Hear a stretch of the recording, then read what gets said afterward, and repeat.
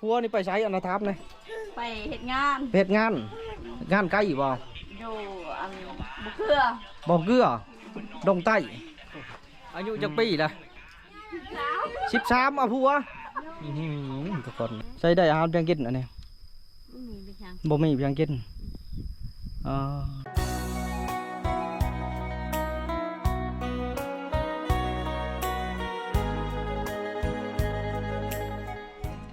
เอากราบตักทายแล้วก็สบายดีบัดทุกคนนะขอยินดีเข้าสู่ส่องบ้านน้ำเงินวิธีชาวบ้านที่เขาเริ่มทุกคนเลยตอนนี้ก็กำลังอยู่บ้านพลบกในขึ้นกับเมืองพารานไซแขวงจังหวัดนครเขตนะก็คือเฮาสิมาหาในบ้าน2 คนกับไปก็บ่อยู่ทุกคนเลยเพราะว่ายามให้ยามหน้านะเพิ่นก็สิไปให้ไปชวนนะเดี๋ยวเฮานี่สิไปหาในบ้านนี่ยินว่าไปให้ว่า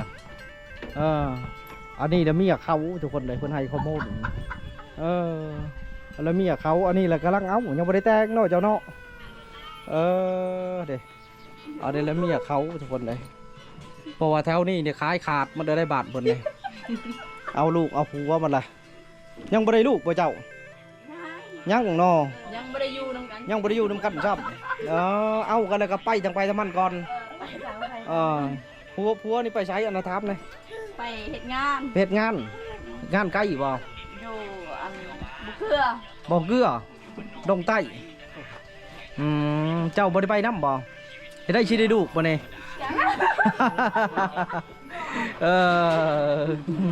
ชื่อเจ้าเนาะได้ฮะปินนามานะตอนนี้โอ้ยอายุจักปีละ13ผัวทุกคนเลยว้าวไปว้าวปังหายแล้วอายุ13 ปีบังก่อน13 ปีเอาผัวชื่ออะไรก็ลืมละมกสาวมกแต่เก้าคนนี้เจ้าอดีตเพิ่นเอาผัวทุกคนเลยได้ผัวนะคุณเพิ่นก็เริ่มอ้วนเริ่มเนาะเริ่มมีน้ำมีนวดเลยทุกคนเลยเขาได้ลูกได้ผัวเนี่ยเนาะหาเมียเขาทุกคนเลยยอกแห้งบ่ได้ไปครับในเจ้าผัวบริยูน้ำในเพิ่นว่าแต่ขอกันมาบริยูน้ำกันเลยบ่เจ้าบ่กินฮอดบ่บ่กินฮอดย่านว่ากินฮอดโอ้หนาวเด้บ่ดอกฝนตกลิ้นนะเลี้ยวนัดเลี้ยวนี่ว่ะอยู่กับผัวเด้ว่ะผัวกอดกะคักกับเมียเนาะคึดอยู่บ่คึดเด็กโอ้ยได้ลูกยากแล้วเป็นนะผัวเข้ามาช่วงก่อนพอดีเขาขอบุญทุกคนเลยหลังจากนั้นก็เบิ้นก็เลยอีกโอ้ไปมันเลยมีแผนนี้เดือนได้เหล่าชิมาเดือนนี้บ่เจ้ากระแต่งตัวไว้ทาได้เวลาผัวชิมาเมื่อไรเฮ็ดทาแป้งหลายๆงามๆอาบน้ำคักเอาผัวมาโอ้ยไปชื่นใจเด้อเขาจะได้มีแห้งมาแต่หาเงินหาคำเด้อผัวกระจกเงินให้เมียมัดแล้วเนาะเนี่ยอันนี้เจ้ามาแต่วิระคุณบอกเอามาถามถึงพี่ได้เป็นยังไงบ้านยังอยู่วิระบ้านปุงปอเมืองวิระบ่ได้อยู่ใกล้บอกก็ใกล้ตัวเมืองบ่ทางไปธาตุนางเล่าบ่หรือว่าไปทางบ้านพาบังเนี่ยไปซ้ายนี่บ่ไปเบื้องในกาถึกหมดมันอยู่เครื่องก้างบ่ยังบ่ฮอดบ่วิระยังบ่ฮอดเลยล่ะแวเขาทั้งชีโป้เลยถือว่าอยู่ประมาณกลางๆบ้านเนี่ยก็ตรงเนี่ยก็จะบอกบ้านป้องปอเดี๋ยวชื่อบ้านป้องนาห่างอันพอชิมาคบกับผัวอยู่พี่นี่ไปอยู่แบบไรแบบนี้นะไปแนวไรจังหวะใกล้เดียวทุกคนเลยวีระกับเมืองพารานไซเนี่ยมันอยู่คนละทีแล้วก็อยู่ซอกเหล็กอีกนะอันนี้ก็อยู่ซอกเหล็กบ้านคนนี้ชาวบ้านเขาไปเจอกันอยู่ใช่เจอกันอยู่สวรรค์เจออยู่สวรรค์ผัวก็เห็นงานอยู่สวรรค์เจ้าก็ไปสวรรค์กะว่าผัวก็ชิยอกสาวสวรรค์กักแล้วเนาะเปิดเจอสาวปองปอทุกคนเลยอยู่วีระบุรีก็คือเป็นชนเผ่ากันบ่อยู่ผูกกันบ่ภาษาบรูกันบ่ภาษาคือกันบ่กันทั้งพุ่นกับทั้งพี่บ่คือแต่ว่าหูอยู่เป็นบ่เวลาเพิ่นเว้า ผู้บางทำมือ เอออยู่จักปีล่ะ 20 ปีเลย 20 ปี อายุนะ อยู่ในนี่ละ อยู่นี่หักกัน2 ปี 2 ปีอายุ20 ปีแล้วตัวนี้แล้วนั่นเนาะได้ลูกจะคนล่ะ ผู้หนึงผู้หนึง2 ปีได้ผลงานผู้หนึงก็ถือว่ายังดีอยู่ว่าจ้ะจะได้เฮ็ดเวียกอยู่กลางคืนก็เนาะ เอาตัวนี้ก็ยังสืบต่อปกติที่ตัวนี้ก็จะได้ผู้ที่สองอีกไป ถือว่าจะยันทุกคนนะเอาบัดนี้เขาก็สิไปหาในบ้านทุกคนได้ผู้ละไปนำอยู่ให้ทุกคนเลยได้ยินว่าให้เพิ่นก็บ่ใกล้เพิ่นบ่ใกล้บ่ประมาณจักลักบ่แม่นเจ้าคิดตัวบวกค่อยบ่ ลักหนึงก็บ่ฮอดเดี๋ยวเห็นอยู่คันสิพาเพิ่นไปอีกเพิ่นได้ผัวเด้อทุกคนเลยจะน้อยผัวเพิ่นปะเว้นเด้เฮาบ่สิได้เอาต่อก็บ่ได้ ทุกคน เอา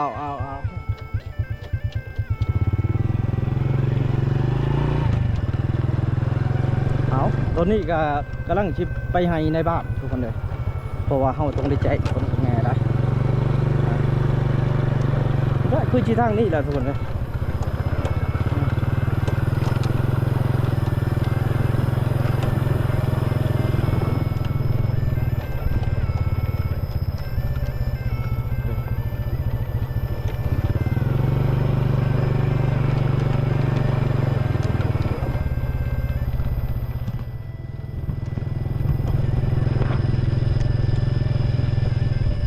ตัวนี้บ่ญาติตัวนี้อยู่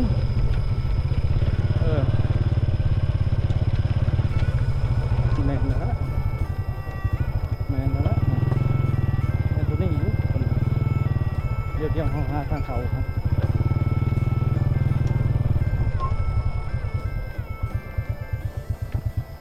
ที่ชิเมนตัวนี้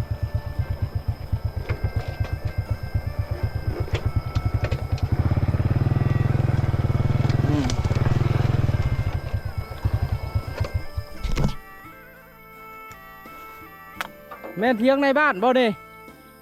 โอเคบงนี่เลยทุกคนเลยเอาเดี๋ยวเฮาก็สิพาทุกคน เข้าไปใส่เทียงไห้เพิ่นนี่แหละทุกคนเพิ่นอยู่ไห้เนี่ยเทียหัวดีอีหลีเนาะ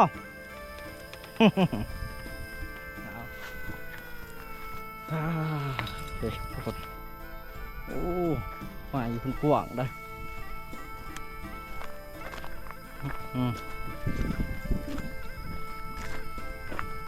คนนี้เทียงนาน้อยพระเจ้า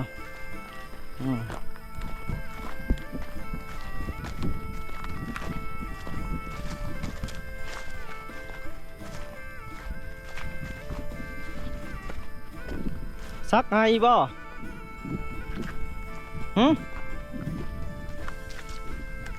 ซักไง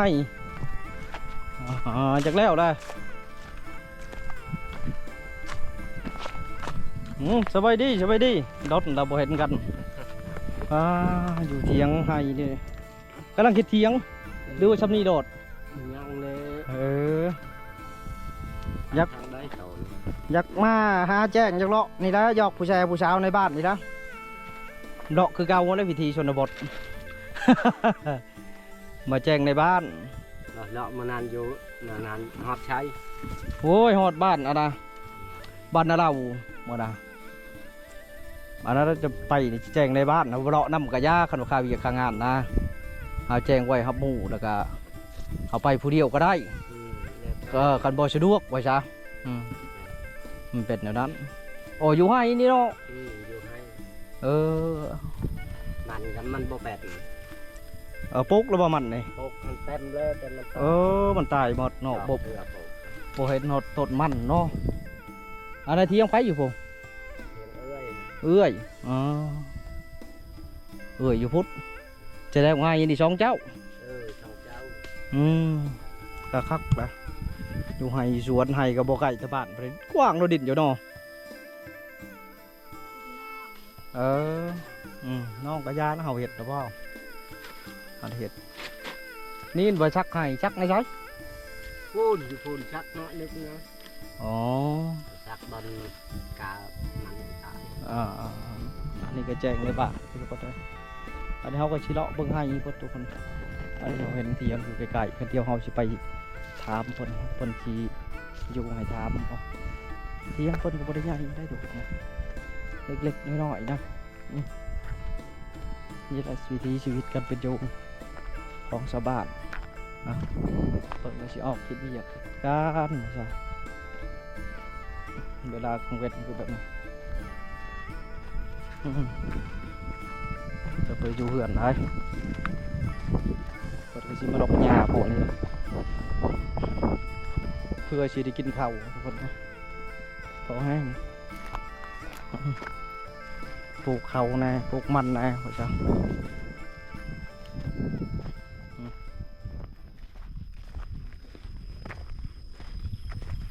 บันส่วนสบายดีอยู่บ่เดี๋ยวบ่สบายบ่ได้แดดบ่มีเข้าไปใช้มด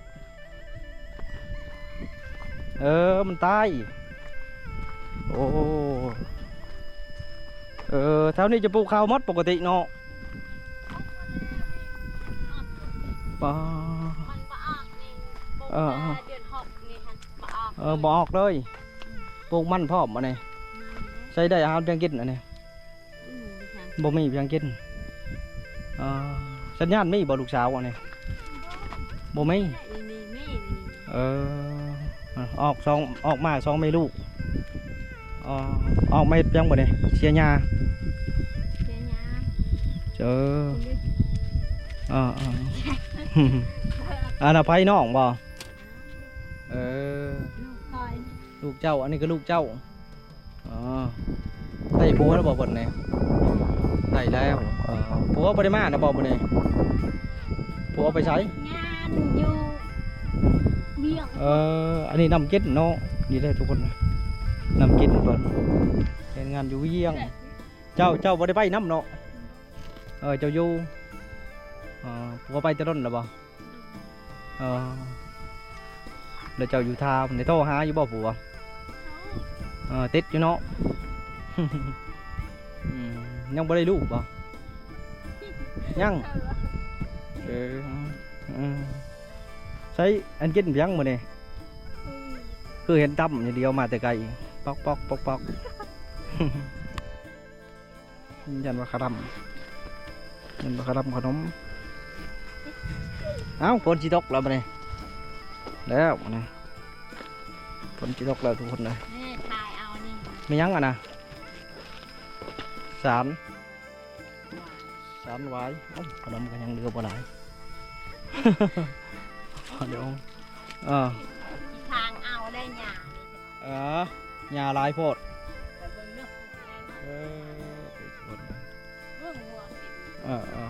งัวเขายังปล่อยอยู่บ่มันหลักไปงัวหลุดออกกระดองเสาล้านก็คือผัวเพชรงานหาเงินกระดองมีกระดองทอกแล้วจึงชิพะไปอยู่เพื่อนผัวกระดองเสาล้านป้องมัดบ่ป้องเสา5 ล้านพอแล้วก็เป็นอะไรเสา6 โพงัวได้ไหมบ่มีตัวงัวกินชื่อถือแล้วหักแฟนกันแล้วพ่อเนาะหักแฟนกันแล้วยาหัวช้าง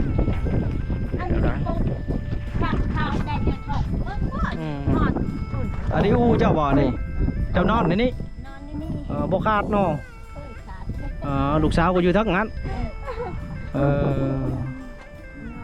นั่นไปปลุกเตียงอันนี้ก็เจ้านี่เอาผัวได้จันผัวบ่ปลุกผัวก็กินใส่ปากมันไปกินใส่ปากเดี๋ยวดันไม่ได้ออกมานักวันอีกมื้อนี้ก็อยู่เพื่อนพ่อจักไปใช้แหละนั่นดันออกทุกคนกลางตอนแรงแหละแห้งกินข้าวไปท่านผัวพานนี่โอ้ยแล้วเนาะ อืม หัวกินคู่มือ อืม อันนั้นปลูกแต่เดือนชีได้นี่นะ อืมอืม ปลูกแต่เดือนชี ค่ะน้องพุ่นน่ะก็สิเอาผัวมาอยู่ในแม่ก็บ่เนาะเราก็ เข้ามาโชว์เลยลูกโอ้ย เขาบ่สู้อ๋อ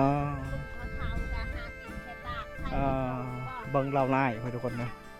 เจ้าอ้ายเนาะ กัน เออเอาเด้ทุกคนนะเราละอ้ายว่าซั่นเจ้าก็บ่ไปเฮ็ดงานกับผัวเนาะบ่อยากไปบ่ย่านบ่ผัวติดผู้สาว ติดกันเด้อ ย่านว่าแต่เราผัวโอ้ยติดผู้สาวแล้วว่าน่ะเขาเอาผู้ใหม่เด้อจ้ะ บ่หยอกเพิ่นทุกคนนะเขาบ่ติดดอกเนาะอืมอยู่บ่อเกลือบ่อเกลือนี่ดงใต้บ่ดงใต้เนาะชัวลายไผก็ไปบ่อเกลือเนาะเงินเดือนได้เด้อยู่บ่อเกลือนะเดือนเท่าไรแล้วอ่ะแน่9 ล้านทุกคนนะลายเติบได้2 เดือนครับอย่างขี้ลายก็ได้แล้ว10 ปลายล้าน ได้แล้วคันบ่ขาด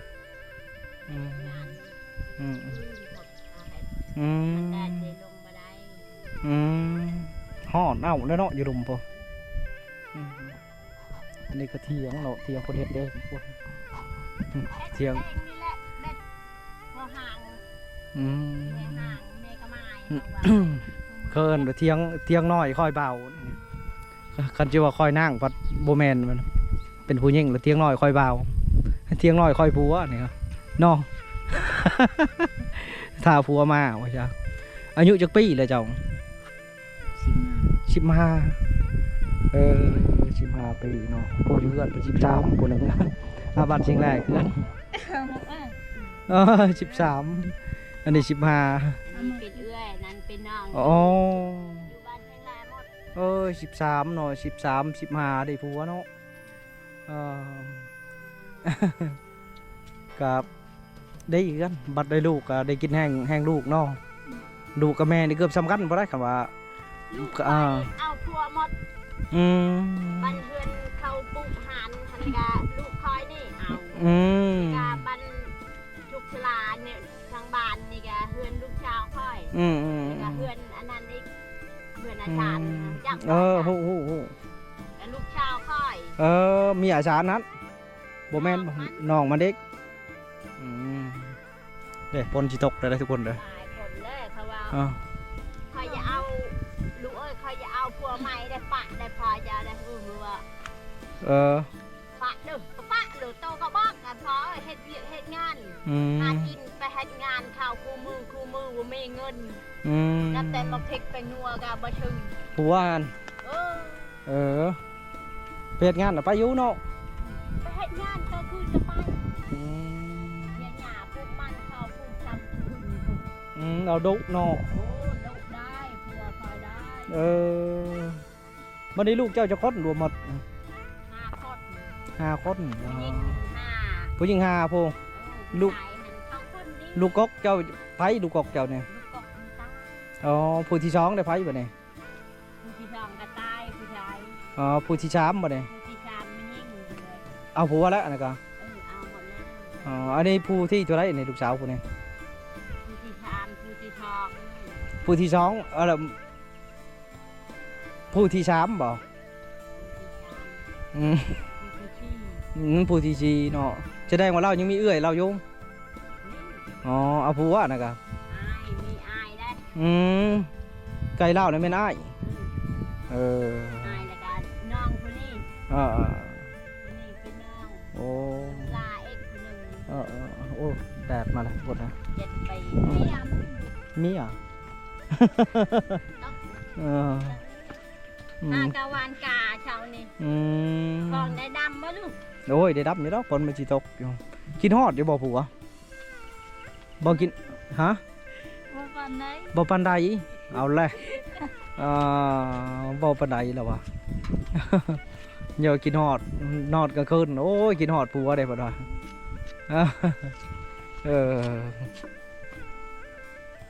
ผัวในเดือนได้สิมาแล้ววะเดือนนี้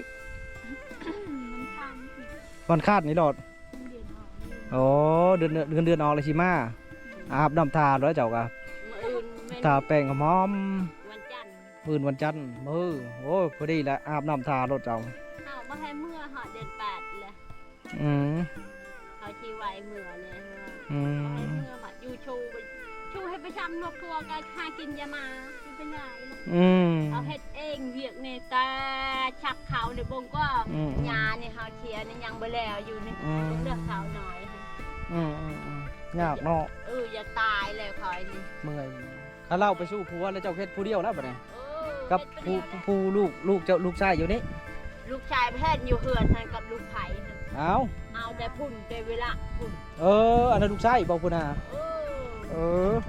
อยู่เพื่อนบ่น่ะ อยู่เฮือนไปลงไปไทยกาเจ้านี่ อืม มากะวานกา อืม ว่าอย่าชักว่าวานเอามันว่าวานดึก อืม ประเดี๋ยวนี่เขาว่าเจ้าบ่หายบ่บ่จักจะต่าง อืมยาก จะอดลีว่าอดนี่อดตายลีอดแล้วว่าอดเฮ็ดได้ อืม ลูกที่ขาน อืม พวกก็ไป อืม เจ้าเฮ็ดผู้เดียวอดแล้วก็บ่เดือน7หันเป็นไข้จนจอยลงจอยลง อืม แล้วก็ไปชัก อืม ใจชโลมดีผู้เดียวเขาเฮ็ด ยากเนาะ อืม เอามาได้ก็สิไปก่อนบัดนี้ ไป ไปหาเลาะก่อนเอาทุกคนตอนนี้ก็มืดผ้ามืดพดแต่ว่าเบิ่งนี่คือสิบ่ตกแห้งบ่ตกเลยเพราะว่ามันมีแดดกระหลายนะแล้วก็มืดพดนี่ครับช่วงน้อยนี่เฮาก็สิพาทุกคนไปเบิ่งอีกอันนะบ้านของเพิ่นพดเลยเนื่องจากว่าเฮามานี่คือสิมาแจ้งในบ้านนะแจ้งในบ้านแล้วเฮาก็สิพาทุกคนไปเบิ่งบ้านเพิ่นไปรับชมกันเลยทุกคน